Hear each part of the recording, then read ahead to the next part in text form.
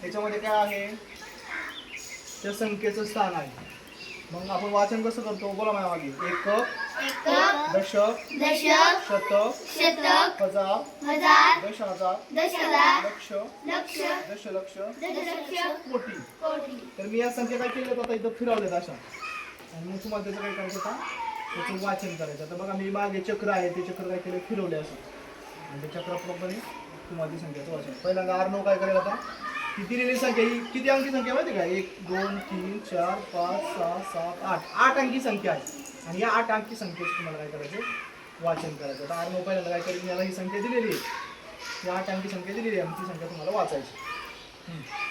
जवळ येतो 9 कोटी 19 लक्ष 98,000 914. छान, टाळ्या वाजवा त्याच्यासाठी. छान वाचले बघा.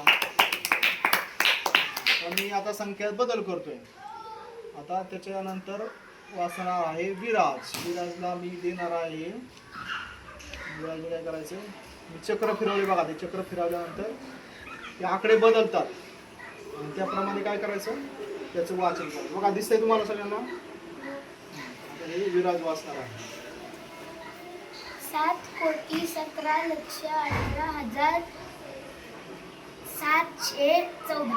छान, बरोबर वाचलेलं आहे. काय वाजवा.